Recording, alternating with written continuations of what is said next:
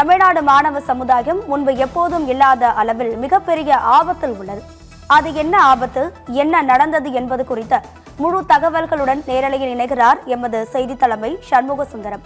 சண்முக சுந்தரம், வணக்கம். இப்ப இருக்கக்கூடிய 2K கிட்ஸுக்கு என்ன ஆபத்து இருக்கிறது, உங்க விரிவான தகவல்.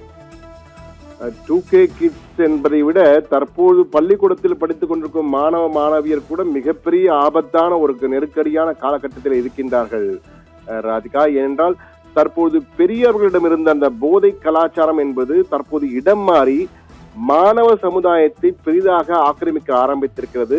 தன்னுடைய ஆக்டோபஸ் கரங்களால் மாணவ சமுதாயத்தை சீரழித்துக் கொண்டிருக்கின்றதான் கூற வேண்டும். என்றால் போதை கலாச்சாரம் என்பது ஒரு நாட்டின் எதிர்காலத்தையும் இளைய தலைமுறையின் வாழ்க்கையினையும் சீரழிக்கும் ஒரு கொடிய நோய்.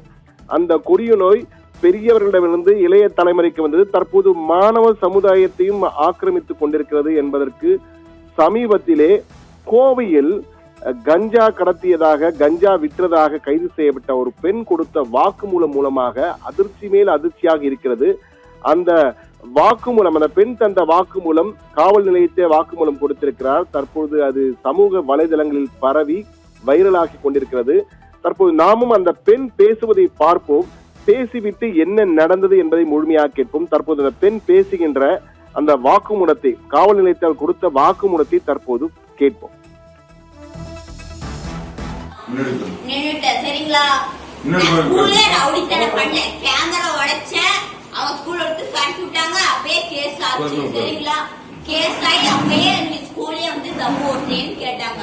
ஆமா, நான் தம்மு தான் ஓட்டுறேன், நீங்க முடிஞ்சதை என்ன வேணா பண்ணிக்கோங்கன்னு சொன்னேன். சரிங்களா, சரி பண்ணிட்டு அப்பயே ஸ்டேஷன்ல புடிச்சு தந்தாங்க.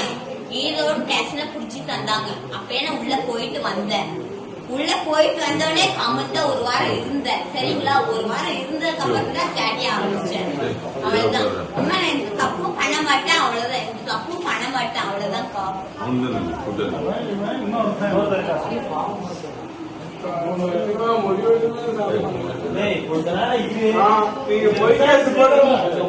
அப்ப கஞ்சால மயில் கல்ல விக்கிறியா?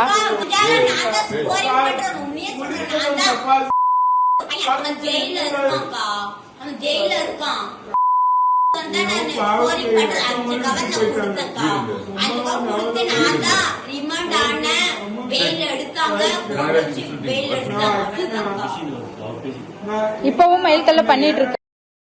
இப்ப மயில் பண்ணலக்கா, இப்ப தம்மே இல்லக்கா. இப்ப தம்மு வாங்கலன்னா நாளைக்கு நான் போனேன், ஸ்கோரி நான் போனேக்கா. தம்ம எடுக்க உள்ளக்கா, அவங்க எல்லாம் விட மாட்டாங்க. தடி இருப்பாங்க, தடி வெடப்புன்னு சொன்னாங்க. நான் போடல. சரிங்களாக்கா. எந்தெந்த ஏரியால சேல் பண்றா அக்கா? நான் அம்மன் புத்தூர்க்கா சேல் பண்றதுங்க. அங்க நான் போன சேல் பண்ணக்கா. அப்பயே புடிச்சு தண்டாங்க. ஒரு பையனால பையன் புடிச்சு தண்டாங்க, தடிக்கிட்டேன். அப்பனா எதுவுமே பண்ணது இல்லக்கா. இப்பயே நான் நல்ல புள்ளி ஆயிட்டேங்கா. அதுக்கப்புறம் வீட்டுல எல்லாம் நீ ஓமல போட்டதான் சரியாகும், ஓமல பட்டதா சரியாகும் சொன்னாங்கக்கா. சரி, நான் ஓமல போடுன்னு சொன்னேன். அப்ப ஓமல போட்டாங்கக்கா. ஓமல போட்டு அதுக்கப்புறம் எடுக்கவே இல்லக்கா. 1 மாசம் எடுக்கவே இல்லக்கா. அதுக்கப்புறம் எடுத்துட்டாங்க. நல்ல புள்ளியா எடு, வீட்டுல எது ஒழுக்கமா பண்ண, உனக்கு பிடிச்ச மாதிரியே நான் கட்டி வைக்கிறேன்னு சொன்னாங்க. அதுக்கப்புறம் முடிச்சுட்டு ஆரம்பிச்சாங்கக்கா. அதுக்கப்புறம் முடிச்சுட்டு ஆரம்பிச்சதுக்கப்புறம் பண்ணக்கா. போன் பண்ணி 2 பேர்ல யாரு?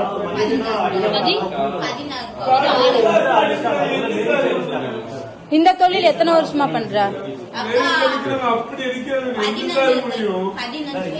15. தற்போது நேர்களே, தற்போது நாம் பார்த்த இந்த பெண் கொடுத்த 16 வயது பெண். இந்த 16 வயது பெண் பள்ளிக்கூடத்திலே படித்துக் கொண்டிருக்கிறார், 11ஆம் வகுப்பு.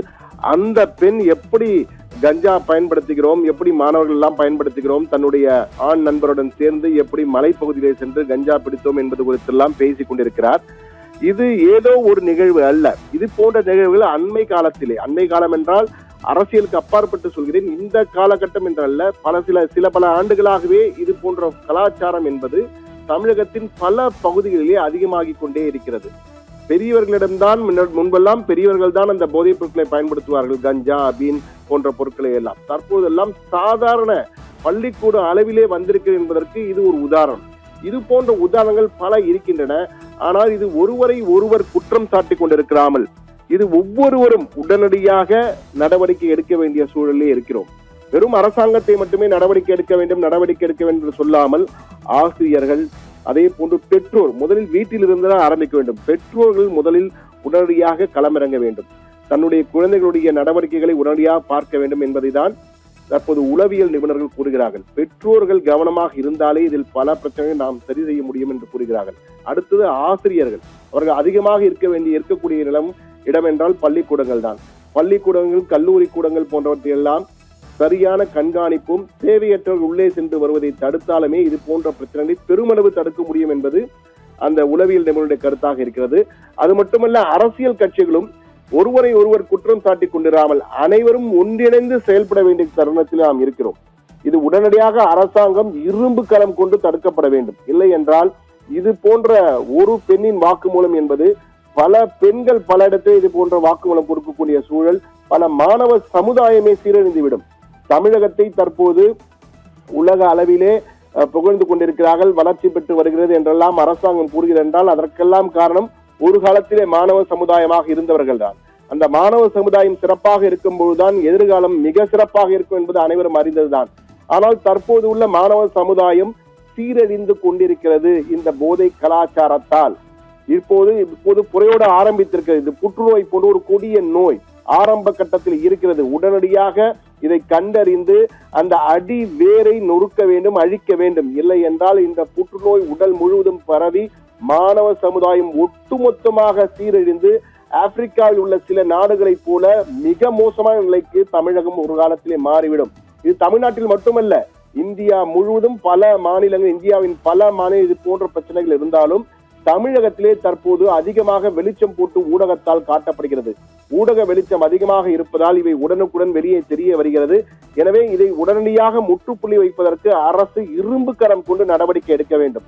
இந்த தவறுகளை செய்வோர் மீது கடுமையான நடவடிக்கை எடுக்க வேண்டும். கிட்டத்தட்ட மரண தண்டனையை கொடுத்தாலும் தவறில்லை என்பதுதான் பொதுமக்களின் கருத்தாக இருக்கு. என்றால் இந்த குற்றத்தை நுனியிலேயே தடுக்க வேண்டும், முளையிலேயே கிள்ளி எரிந்து விட வேண்டும். இல்லை என்றால் இது புறையோடி புற்றுநோயாக ஒட்டுமொத்த சமுதாயத்தையுமே சீரழித்துவிடும் என்பதுதான் தற்போது அதிர்ச்சியான தகவலாக இருக்கிறது.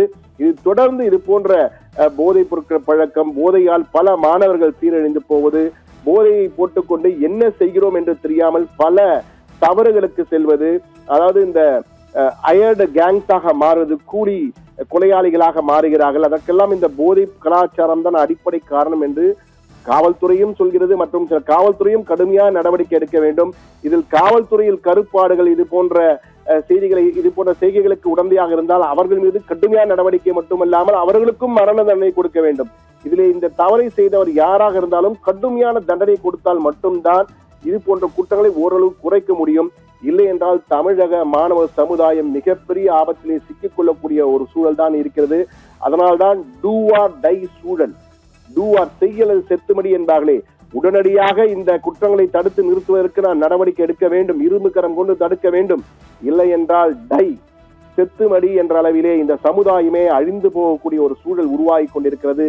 அதனால்தான் உங்களின் அவசர கவனத்திற்கு என்று சத்தியம் தொலைக்காட்சி சமுதாய நோக்குடன் இந்த கருத்தினை, இந்த செய்தியை பெரிய செய்தியாக கொடுத்துக் கொண்டிருக்கிறோம். என்றால் இந்த சமயம், இது சரியான காலகட்டம். இப்பொழுது மிஸ் செய்துவிட்டால் அப்புறம் நாம் இந்த சமுதாயத்தை காப்பாற்றக்கூடிய நிலையிலிருந்து தவறிவிடுவோம் என்ற அத்தகைய நெருக்கடியில் தான் தற்போது பெரும் நெருக்கடியிலே மாணவ சமுதாயம் சிக்கிக் கொண்டிருக்கிறது.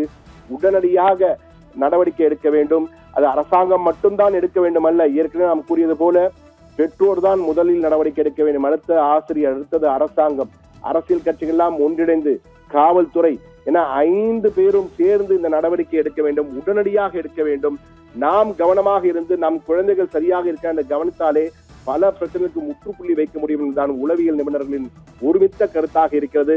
எனவே ஒருவரை குற்றம் சாட்டிக் கொண்டு இது சரியில்லை அது சரியில்லை என்று சொல்லாமல் அனைவரும் ஒன்றிணைந்து செயல்பட வேண்டிய காலகட்டத்தில் இருக்கிறோம். என்றால் டூ ஆர் டை சிச்சுவேஷனிலே மாணவ சமுதாயமும் தமிழக சமுதாயம் இருந்து கொண்டிருக்கிறது. உடனடி நடவடிக்கை எடுக்காவிட்டால் நிச்சயமாக மிகப்பெரிய சீரழிவு இந்த தமிழக மாணவ சமுதாயத்திற்கு காத்திருக்கிறது என்பதைதான் இந்த போதை கலாச்சாரங்கள் எடுத்து காட்டுகின்றன. குறிப்பாக இந்த கோவையிலே சிக்கி கைது செய்யப்பட்டு வாக்குமூலம் கொடுத்த பெண்ணின் அதிர்ச்சி வாக்கு மூலம் நம் ஒவ்வொருவர் மனதையும் குலுங்க வைக்கிறது, நடுங்க வைக்கிறது என்றுதான் கூற வேண்டும். சாதாரணமாக நான் இது செய்கிறேன், அது செய்கிறேன், விற்றுகிறேன், நான் விற்றேன், மற்றவர்கள் கொடுக்கிறேன் என்ற வகையெல்லாம் பேசுவதை கேட்கும் போது அதிர்ச்சி மேல் அது, அதுவும் பள்ளிக்கூடம் செல்கின்ற பெண்ணுக்கு கிடைக்கிறது என்றால் எந்த வகையில் நடக்கிறது, இதற்கு மூல காரணம் யார் என்று கண்டறிந்து வேரோடு அவர்களை வெட்டி சாய்க்க வேண்டும், அழிக்க வேண்டும். அப்போதுதான் இந்த மாணவ சமுதாயத்தை நாம் காப்பாற்ற வேண்டும். ஒவ்வொருவரும் உடனடியாக செயல்பட வேண்டிய தருணத்தில் இருக்கிறோம் என்பதைதான் இந்த வாக்குமூலம், இந்த பெண்ணின் வாக்குமூலம் எடுத்து காட்டுகிறது. ராதிகா, தகவல்களுக்கு நன்றி சண்முக சுந்தரம்.